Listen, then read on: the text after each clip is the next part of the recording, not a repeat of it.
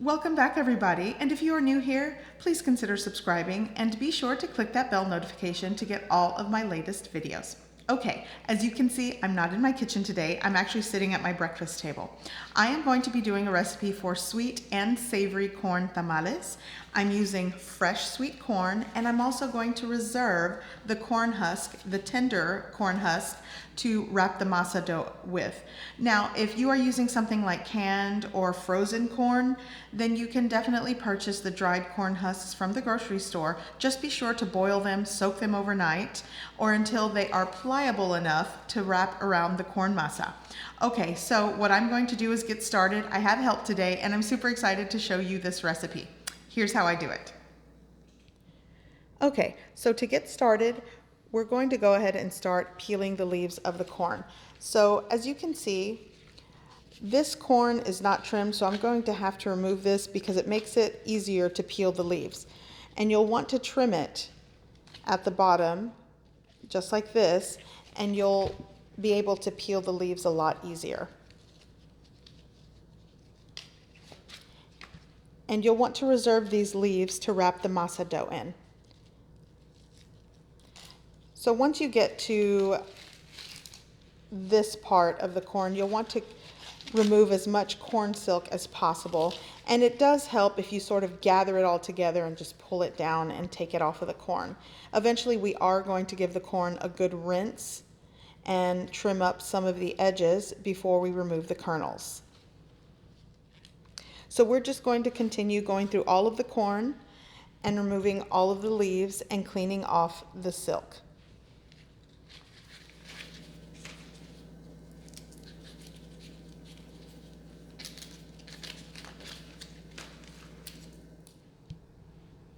Okay, so here's pretty much what we ended up with. As you can see, all of our leaves are over there. I have my cleaned corn here, and that's all the corn silk over there. So now on to the next step. Okay, so now that all of my leaves are soaked in warm water and I've given them a good rinse, you just want to make sure that any debris is wiped off, because sometimes, debris and dirt and things like that, these were fairly cleaned, but you will want to make sure that you clean the leaves well. And now what I'm going to do, this is something quick that I like to do. I actually have a salad spinner, and I'm going to spin all, the leaves in like probably 3 or 4 batches in my salad spinner, and it'll help get rid of the excess water, because you do want these to be soft, but you want them dry by the time you start adding the masa to the leaf. Okay, so now I'm going to start removing the corn kernels from the cob. So I've already started cutting some of my corn, and I want to show you. I'm going to basically stand the corn up and cut along the cob as closely as possible. Now, there are tips to use maybe a bundt cake pan and pass the corn through the center of your bundt cake pan, but the bundt cake pan that I own is too small to pass the corn cob through. So I'm just going to put my corn on a flat surface with the flat side down and cut along the cob.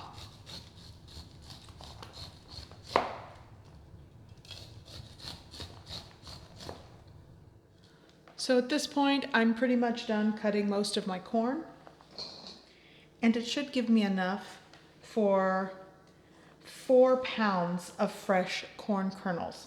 That's actually what you'll want to do. It took me right around 12 ears of corn to achieve this, but that may vary. So I don't want to base the recipe on how many ears of corn you're going to use, but I will give you the weighted measurement for the fresh corn kernels. So I'm going to be using 2 pounds for the sweet and 2 pounds for the savory tamales. In total, that's 4 pounds of fresh corn kernels.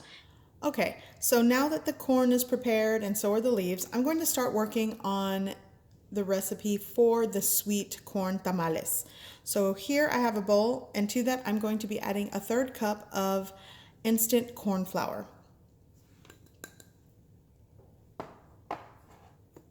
I'm also going to add a 1/4 teaspoon of salt to this, give it a mix. And now I'm going to add a 1/2 cup of hot water.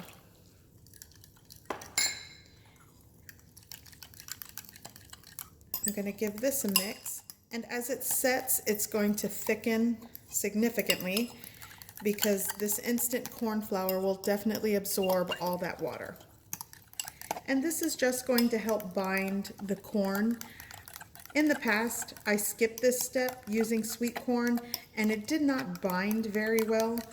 So I found using a little bit of masa dough in this helps bind it better. So I'm going to let that sit here and let's start pureeing the corn. Okay, so I'm using a food processor today. You could definitely use a blender, but I'm basically going to puree my fresh corn.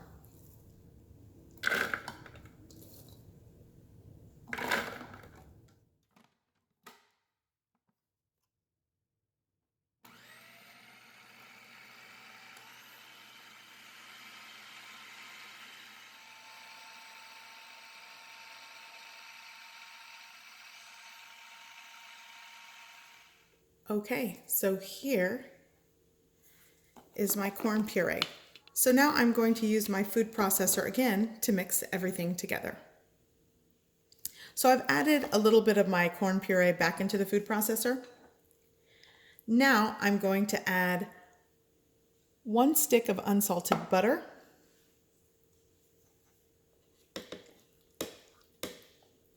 and this butter has been softened. If you want to add maybe melted butter, you know, that works, but softened definitely works. Now I'm going to add 2 teaspoons of baking powder.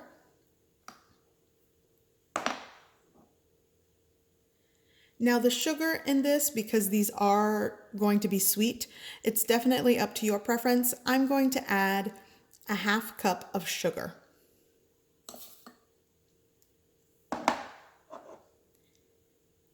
And 2 teaspoons of vanilla extract.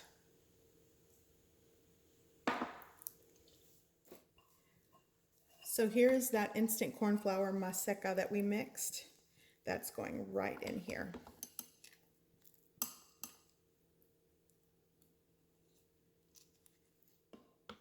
And if you are using maybe frozen corn or canned corn, that is actually really cooked and softened. So you'll probably want to double, if not triple, the amount of masa you put in this recipe, because fresh corn has a little bit different texture than obviously pre-cooked corn, so bear that in mind. So now I'm just going to continue combining this in the food processor, and I'll be right back.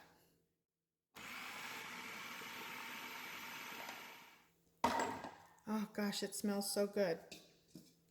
So I'm going to combine all of the rest of the puree with this mixture in a bowl by hand. Gosh, it smells so good already.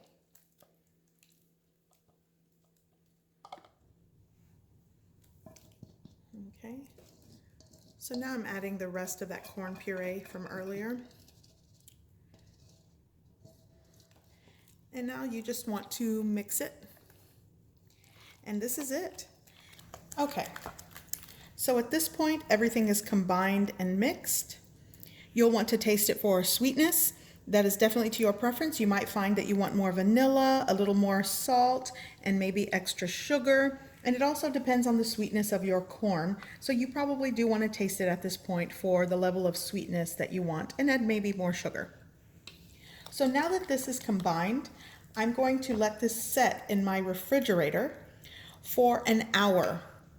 I'm going to cover it and let it set for an hour, and it'll definitely solidify the butter, and things will have a chance to absorb into that corn flour that we added, the instant corn flour, and it'll be easier to handle to put on the leaf. So I'm going to cover this and refrigerate it for 1 hour.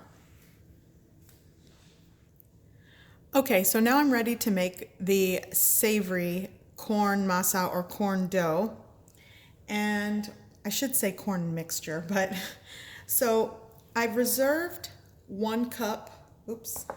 I've reserved 1 cup of these kernels, and I'm going to fold them in. I want to see bits of the kernels, and that actually helps me distinguish when I'm cooking these which ones are sweet and which ones are savory. So I'm just going to repeat the process as far as pureeing the corn first.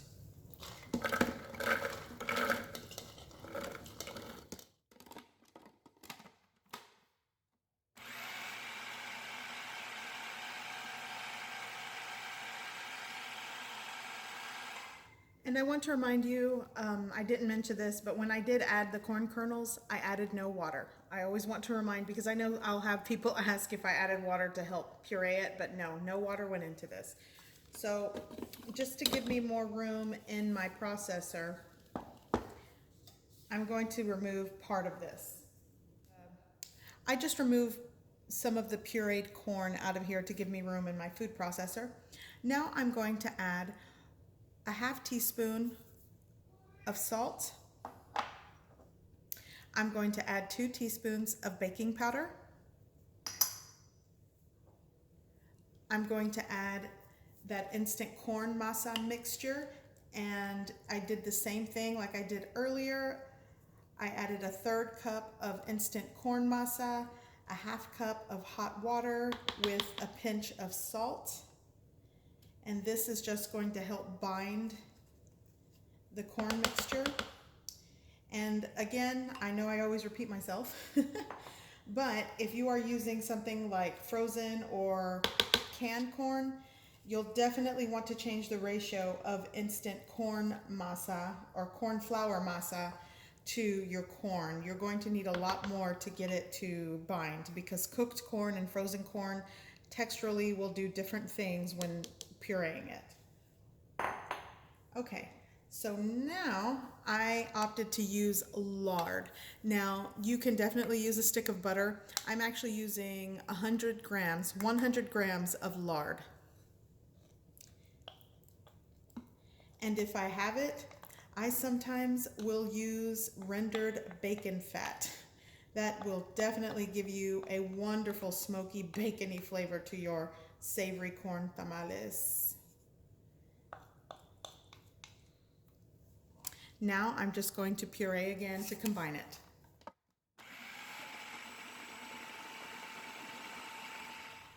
Okay, so now I'm going to combine it with the rest of my pureed corn. And the last ingredient, well, the last 2 ingredients is going to be that reserved cup of corn, the whole corn. And I'll add that in a second, but I have an extra ingredient that I like to add to my savory corn mixture. Here we are. Now I'm going to add 8 ounces of shredded Oaxaca cheese. You could use mozzarella cheese, the cheese of your choice. That's going right in.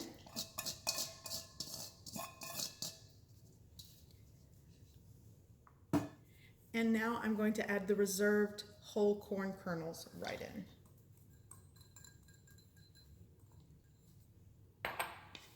Now you'll want to just fold and mix that in. Combine it well. Okay, so now this mixture is done. I'm going to cover it and place it in my refrigerator for 1 hour to set. Okay, so at this point, I am going to start preparing the pot that I'm going to cook these in.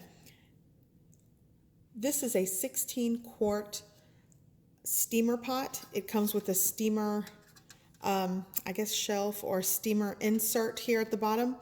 And to help me start the little TP pattern to start stacking the tamales, I am going to use some of the corn cob that was left over. This will help secure the first few tamales to start stacking them upright. Okay, and at the bottom of this, I added 2.5 quarts of water.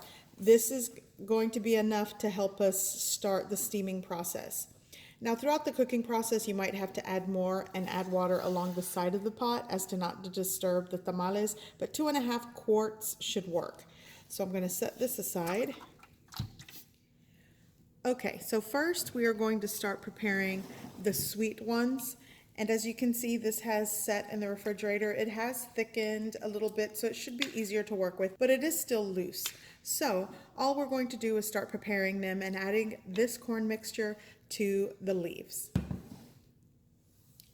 Okay, so now I'm going to start preparing to put the corn mixture on the leaves. So here I have one good sized leaf. Some of these might be smaller and you might have to double them up to create a bigger space to spread the corn mixture on.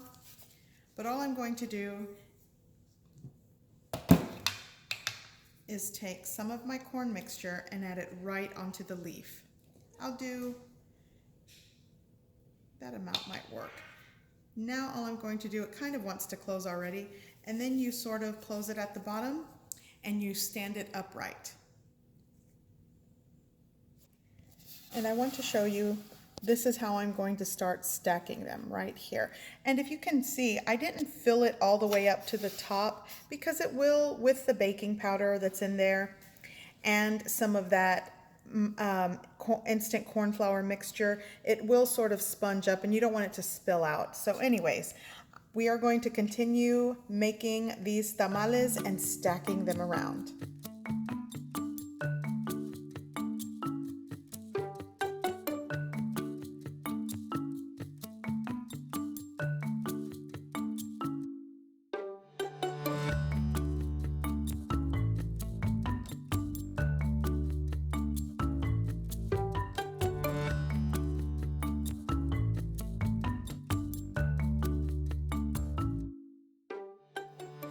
Okay, so here I have right over 50 tamales that I made.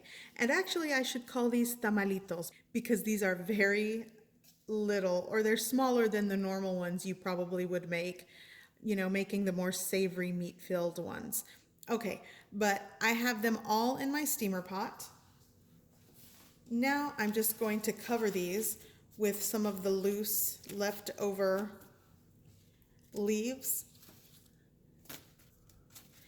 And now I'm just going to use a little tea cloth here and just cover the pot. And I'm going to take this over to my stove.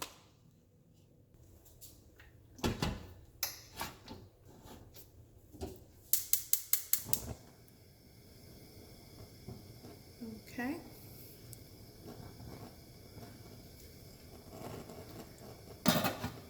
So you want to cover it with a lid, and I'm going to let it come up to a boil. This will probably take, for 2.5 quarts of room temperature water, it should start simmering and boiling somewhere between 15 to 20 minutes. And once I can sort of hear it simmering and bubbling at the bottom, I'm going to lower the heat and let these cook for somewhere between 1.5 hours to 2 hours. The time will vary depending on how many you're making, the size pot, and how high you adjust the heat or how low you adjust it. So those are variables that can change the cook time. Okay, it has been around 1 hour and 45 minutes. And I'm actually going to shut off the heat here.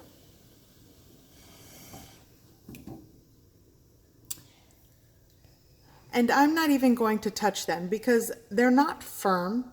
You'll have to let them set. So I'm going to let them just set here for around 30 minutes. I'm going to remove them from the pot, lay them out on a baking sheet, and let them set for another 45 minutes. Because if you remove them and try to take them out, it'll still be kind of gooey. Remember, some of these have cheese in it. So you'll want to allow your cooked tamales to set before you remove them from the husk. Okay, so it's been about 30 minutes, and I'm going to carefully remove my tea cloth and all of the leaves from the top.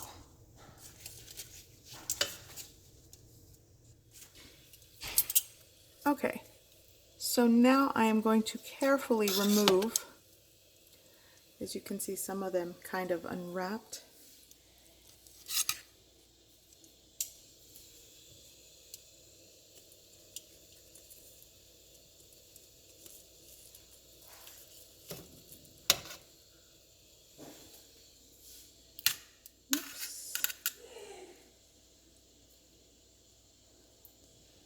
So I'm going to continue removing these carefully, and I'm just going to let them set here on the baking sheet. So I want to show you.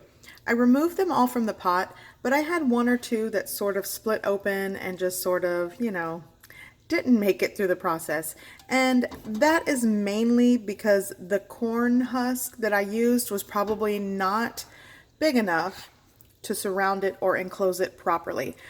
But that definitely could be solved if you use the dried pre-packaged ones that you find at the grocery store. They will be large enough to completely wrap around and make it through the steaming process. But, you know, definitely up to you.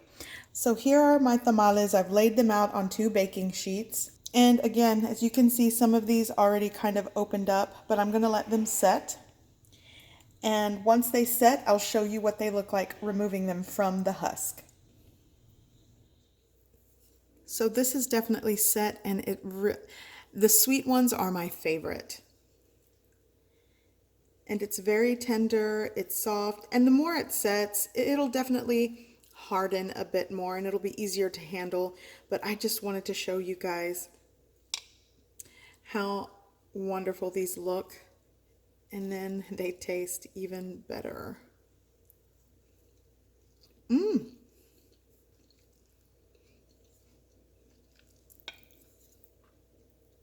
It is definitely delicious.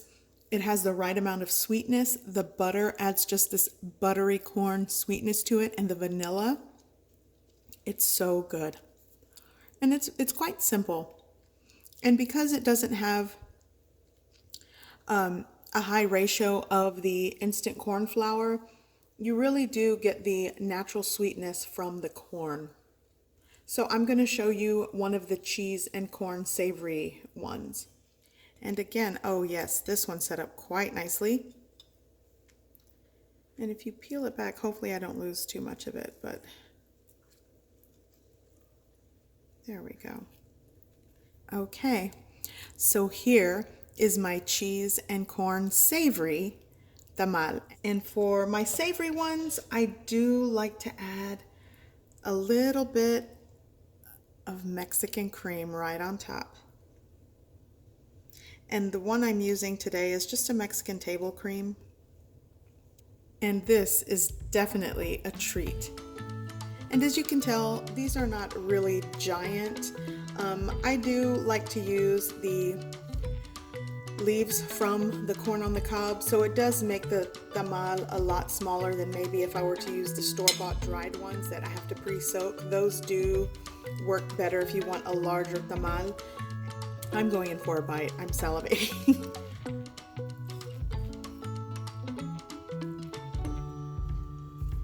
This is definitely worth waiting for. It's so wonderful. I hope you give this recipe a try. I hope you like it, and thanks for watching.